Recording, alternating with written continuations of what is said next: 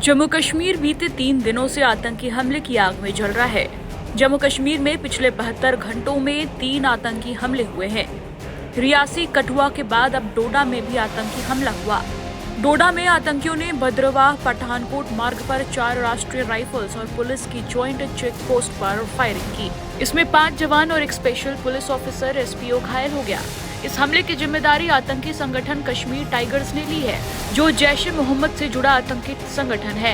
ये हमला 12 जून को रात 1 से 2 बजे के बीच हुआ था।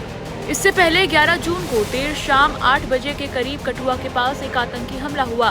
पाकिस्तान बॉर्डर से लगे हीरानगर के सैदा सुरख गांव में 2 आतंकियों ने घरों का दरवाजा खटखटाकर पानी मांगा। ग्रामीणों को शक हुआ तो दरवाजे बंद कर शोर मचाया। आतंकियों ने फायरिंग की, एक घायल हुआ। डीआईजी और एसएसपी पहुंचे तो एक आतंकी ने उनकी गाड़ी पर फायरिंग की। ग्रेनेड फेंकने के दौरान वो मारा गया। दूसरा आतंकी गांव में छिपा है। इसके बाद से सेना का ऑपरेशन जारी है।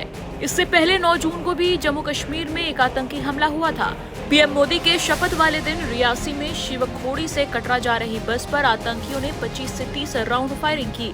इसमें ड्राइवर को गोली लगी। इसके बाद बस अनियंत्रित होकर खाई में गिरी। इस आतंकी हमले में 9 श्रद्धालुओं की मौत हो गई, जबकि करीब 40 लोग घायल हो गए। पुलिस ने इस मामले में संदिग्ध आतंकी का स्केच जारी किया है। उस पर 20 लाख रुपए का इनाम रखा गया है। 200 से ज्यादा लोगों को हिरासत में लेकर पूछताछ की गई है। इस हमले के बाद सर्च ऑपरेशन जारी है। 3 दिन में जम्मू कश्मीर में 3 आतंकी हमले इत्तेफाक नहीं हो सकते। 9 जून को रियासी में जिस वक्त आतंकी हमला हुआ, तब पीएम नरेंद्र मोदी नए प्रधानमंत्री के तौर पर शपथ ले रहे थे। भारत के रक्षा विशेषज्ञों का भी मानना है कि इसके पीछे पाकिस्तान का हाथ हो सकता है।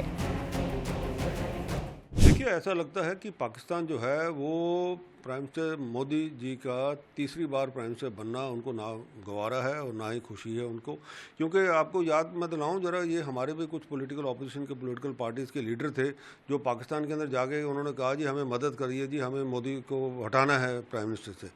तो ये जो जब कार्रवाई ऐसी होती है एक देश के अंदर, तो नेचुरली दूसरा देश जो है जिसको जो पहले से 47 से जो इस हिसाब से चल रहा है उसको शय मिलती है। और जब ये तय हो गया कि प्राइम मिनिस्टर मोदी का जो है उनका ओथ टेकिंग सेरेमनी होगी, उसी दिन रियासी के अंदर ये जो वारदात की गई है और जिसके अंदर ये श्रद्धालु थे, जो बस में हिंदू श्रद्धालु थे जो शिवखोड़ी से आ रहे थे, उनकी बस के ऊपर अटैक हुआ। उसके ड्राइवर को गोली लगी जिसके संतुलन बस का बिगड़ गया और वो बस खाई में गिर गई और जिससे काफ़ी मौत भी हुई है कुछ और कुछ घायल भी हैं। तो ये एक चीज़ थी दर्शाता। और उसी के साथ साथ आप ये देखिए, ये जो अभी कठुआ में हुआ है ये कुछ फ्रेश इन्फिल्ट्रेशन है।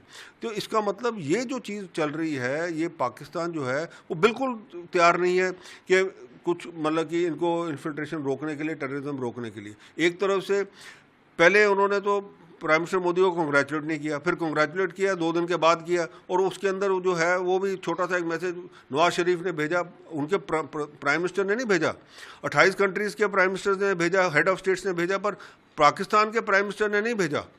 उनके पार्टी के जो प्रेसिडेंट है उसने कहा जी हाँ जी हम जी आपको मुबारक है और हम आपके साथ मिलकर काम करना चाहते हैं। तो यह दर्शाता है कि पाकिस्तान के अंदर जो स्थिति है वो बिल्कुल ख़राब है। आईएसआई और जो उनका जो डीप स्टेट है, जो फौज का डीप स्टेट है, वो उसके साथ वो जो है सारा का सारा कंट्रोल कर रहा है सब ये। और ये जो सिविलियन जो लोग हैं इनका कुछ भी नहीं है उसके अंदर। तो इसीलिए अब ये उसके बाद में आप देखिए कठुआ के बाद में चतरकला में ऊपर डोडे में भी हुआ है। और ये जो आतंकी हैं कुछ ये जो कोई 50 एक आतंकी हैं जो ऑलरेडी यहाँ पे सक्रिय हैं, जो जिस हिसाब से इंटेलिजेंस रिपोर्ट्स हैं, तो ये उन्हीं का कार्रवाई चल रही है। और उनको इंस्ट्रक्शन मिली है कि जी अब आप क्योंकि प्राइम मिनिस्टर मोदी बन गए हैं तो अब कुछ कर नहीं सकते, तो चलो आप ये शुरू करिए, लोगों के अंदर ये हंगामा कीजिए। पर मैं आपको एक चीज़ बता दूं, अब टाइम आ गया हिंदुस्तान को जरा प्रोएक्टिव स्टेप्स लेने का, क्योंकि अब प्यूनिटिव एक्शन लेना चाहिए पाकिस्तान के साथ में। जिस पोस्ट से ये इन्फिल्ट्रेशन हुई है कठुआ के अंदर, वो पोस्ट ख़त्म कर देनी चाहिए पाकिस्तान की, उसको उड़ा देना चाहिए, चाहे मिसाइल से करें, चाहे रॉकेट से करें, चाहे बम्बार्डमेंट जैसे भी करें, ताकि कॉस्ट जो है वो पाकिस्तान को पता लगे कि पाकिस्तान को कॉस्ट क्या है इस इन्फिल्ट्रेशन की। जब तक पाकिस्तान को कॉस्ट नहीं पता लगेगी इन्फिल्ट्रेशन की, तब तक पाकिस्तान ये कार्रवाई करता रहेगा। टाइम्स नाउ भारत डिजिटल की रिपोर्ट।